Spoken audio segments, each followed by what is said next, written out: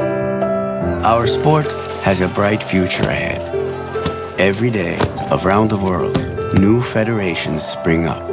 Will be the Fédération Internationale de Football Association. FIFA. Your so-called federation doesn't even exist yet. FIFA is puro. Mr. Rimet, you need the money. We need a World Championship. The first World Cup will be held in Uruguay. Well, my girl, what do you think of that? Mr. Avalanche is elected FIFA president. Our accounts are disastrous. Later, he's apparently good at finding money. I want you to make our ball the star of the next World Cup. If that ball becomes a star, FIFA and Adidas will sign the biggest deal the world's ever seen. An institution like ours cannot run on good intentions alone. You have everything you need to run our family. But you know, the slightest error and you're out. I don't know where the money's gone.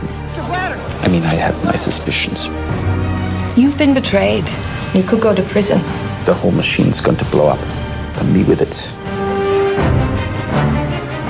Everything I've done up until this point has been for the good of football.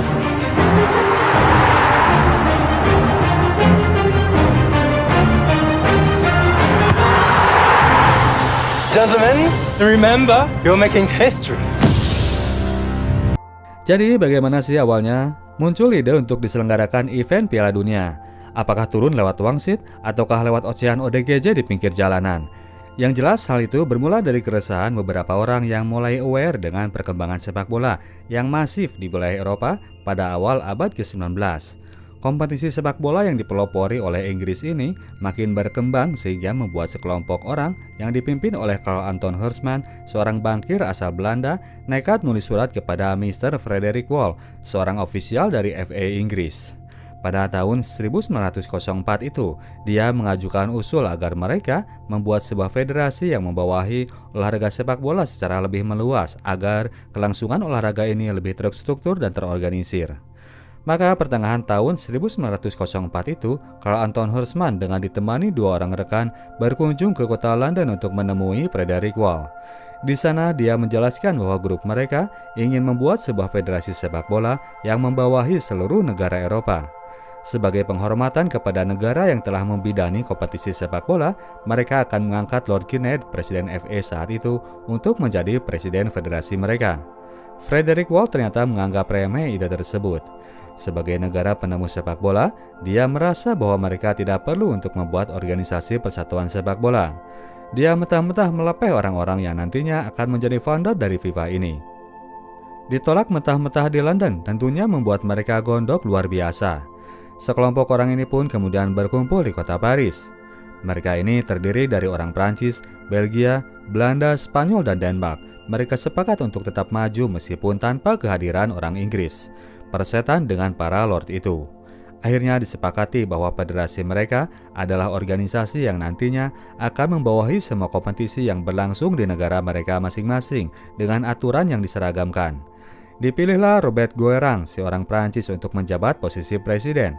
Robert Guerang kemudian memilih nama FIFA yang F-nya mencontoh dari nama FA, Federasi Sepak Bola Inggris. Hari itu, tanggal 21 Mei 1904, dideklarasikanlah berdirinya organisasi FIFA.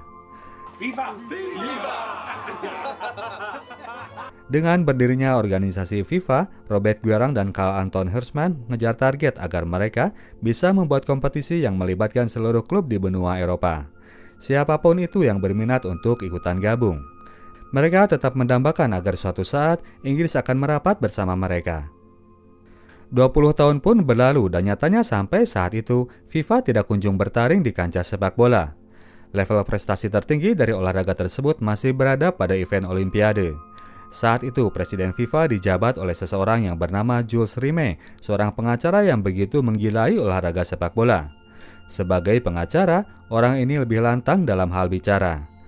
Jules Rimet berani menyepelekan gelar juara Olimpiade di hadapan Uruguay, juara Olimpiade 1924 di Paris, bahwa gelar juara mereka kurang soheh kalau semua negara tidak ikut terlibat di dalamnya.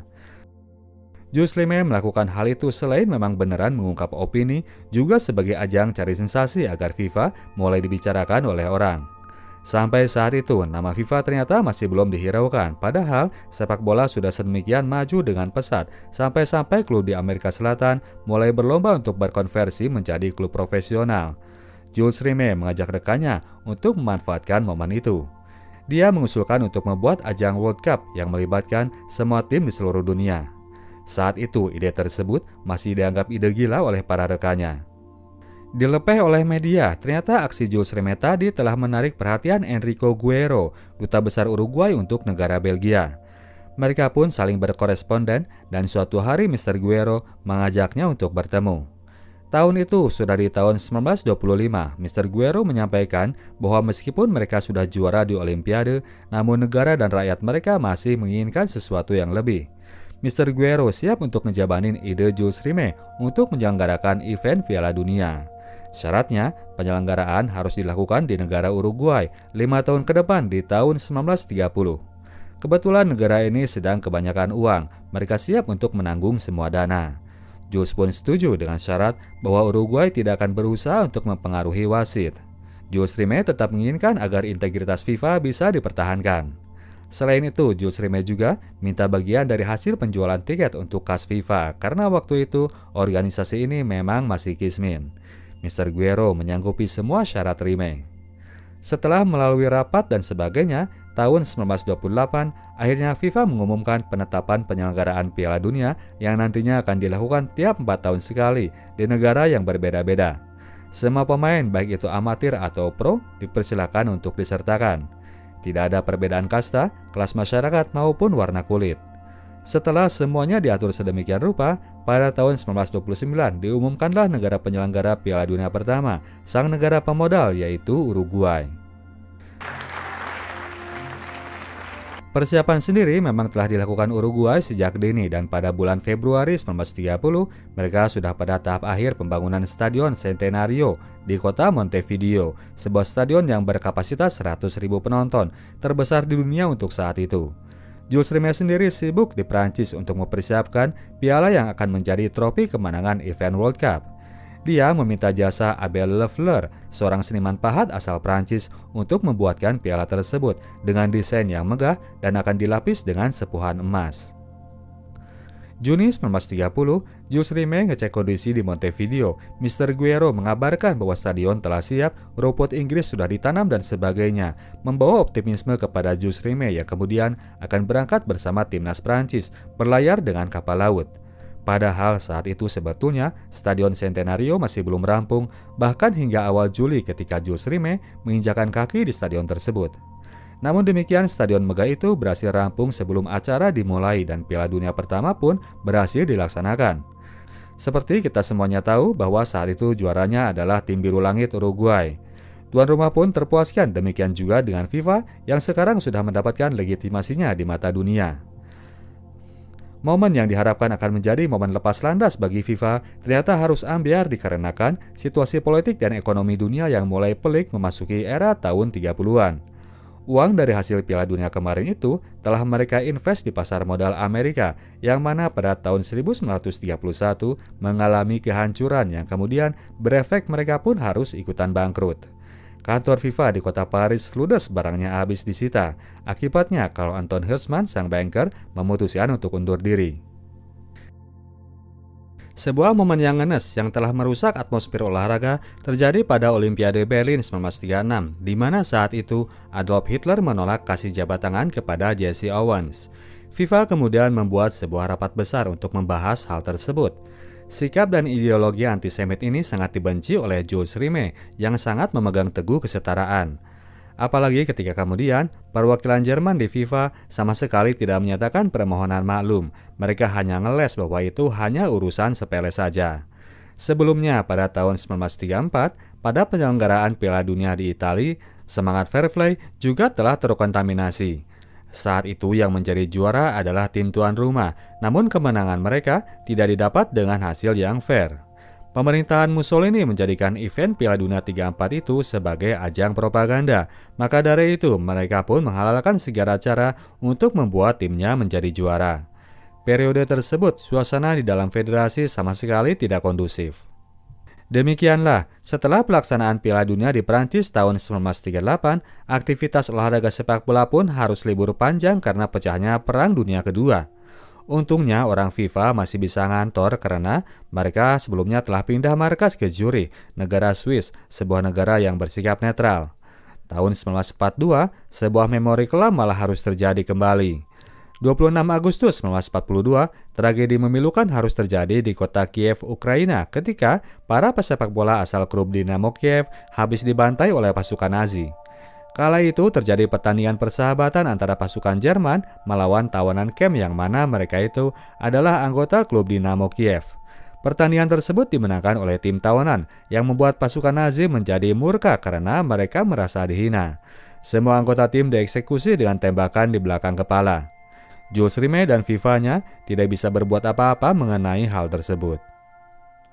Barulah selepas masa perang, FIFA mulai bisa berkutik. Tahun 1950, Piala Dunia diselenggarakan di negara Brazil. Pada tahun itu, Inggris yang sebelumnya ogah bergabung dengan FIFA, sekarang berusaha untuk nahan rasa tensin, berbaik-baik kepada orang FIFA, dan menerima fakta timnya harus digebuk tim anak bawang Amerika di babak penyisihan. Tahun itu, negara Brazil adalah Uruguay di tahun 1930, berusaha mengangkat pamor negaranya melalui event Piala Dunia. Stadion Centenario yang berkapasitas 100.000 penonton, mereka timpa dengan Stadion Maracana yang berkapasitas 2 kali lipatnya.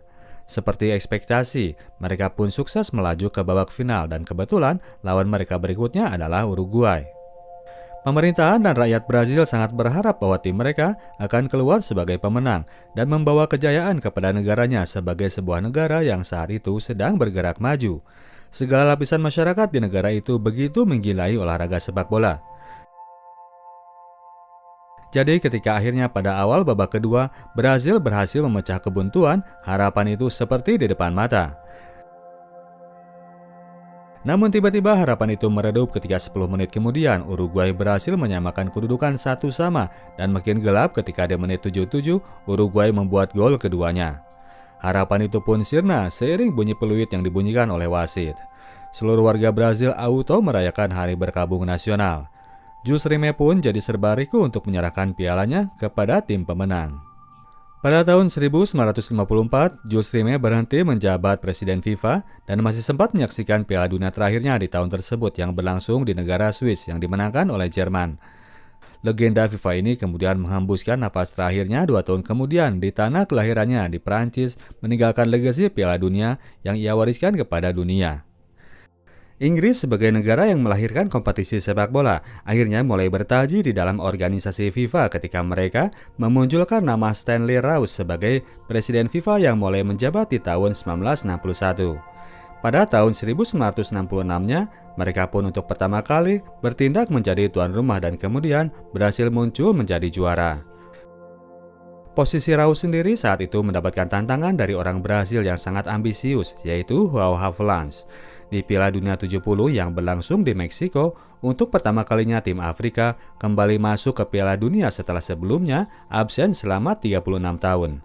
Kali itu negara yang berhasil masuk kualifikasi adalah Maroko, satu-satunya perwakilan dari Afrika. Di sini João Havelange mulai bermanuver dengan mendekati perwakilan dari Afrika dan memberikan janji mulu kepada mereka. By the way, tahun 1970 itu Piala Dunia dimenangkan oleh Brazil dengan bintangnya Pelé. Negara tersebut berhak memegang piala Jules Rimet yang pada tahun 1974 akan diganti dengan trofi World Cup yang baru.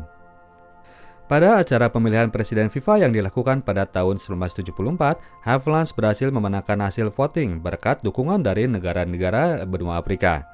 Wakil negara Brazil ini berhasil mengalahkan Stanley Rous sang incumbent dengan jarak perolehan suara yang sangat jauh.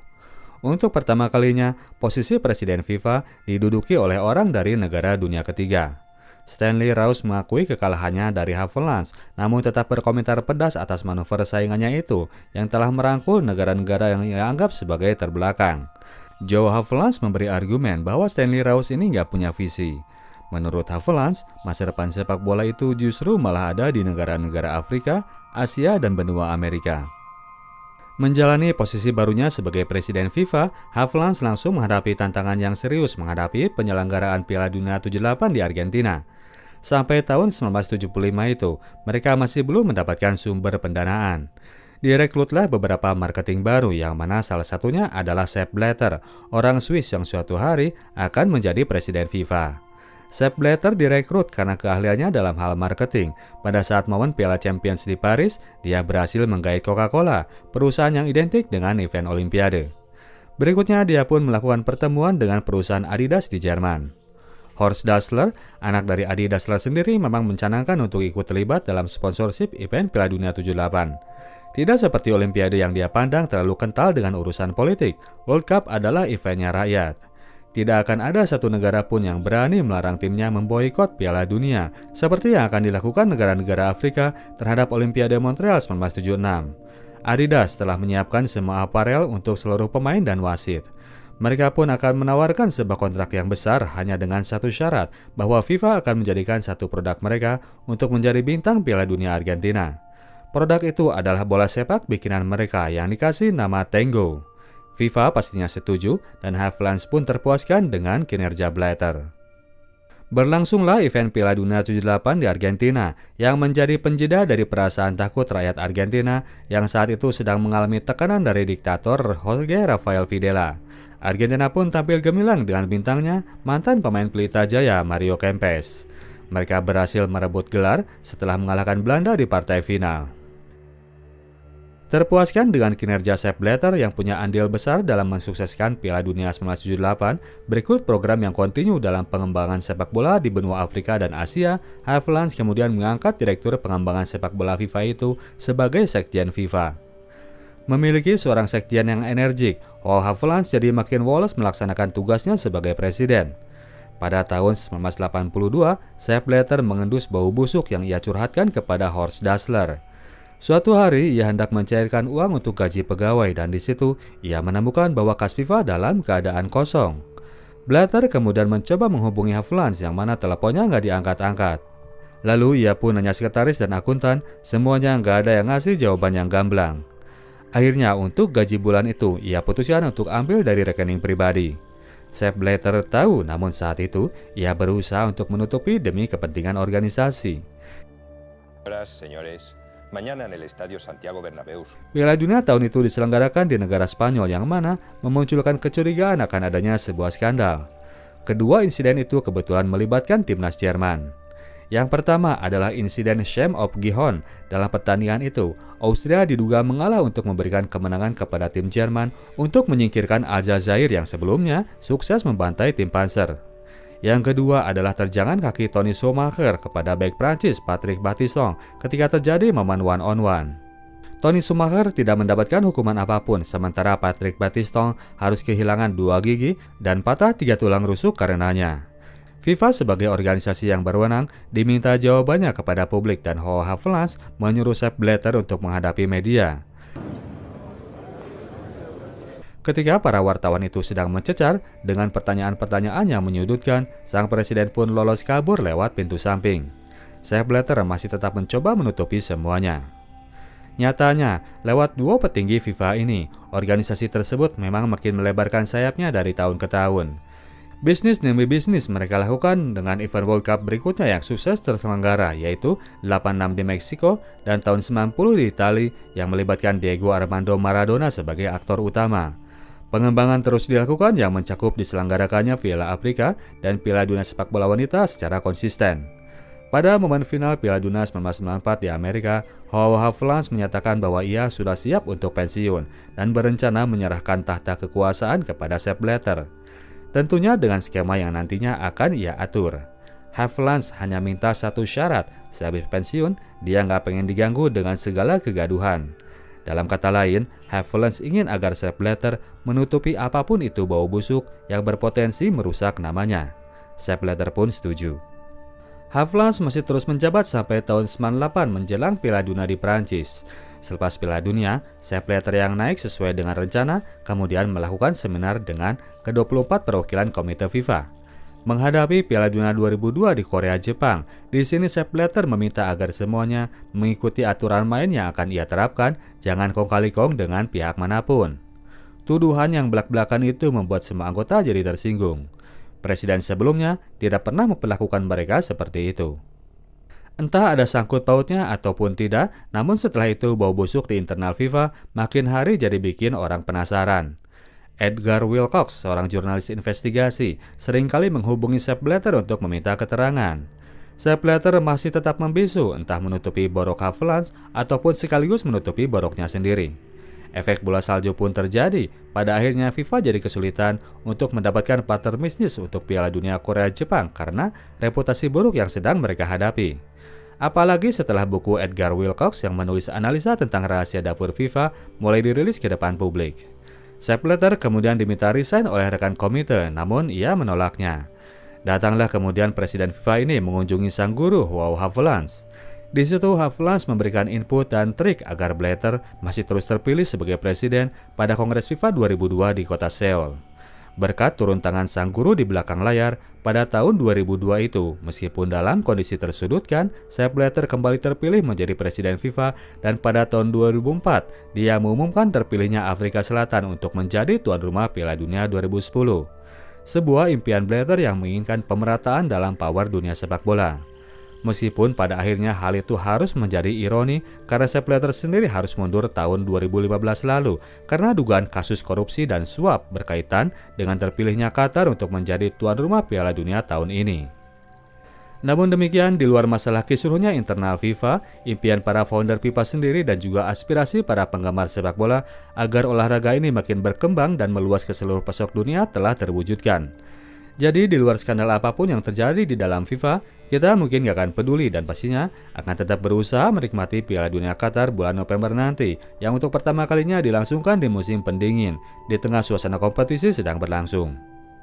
Oke, demikianlah ceritanya Bro dan Sis. Kita tim Sinotok cabut dulu. Sampai jumpa di video kita selanjutnya.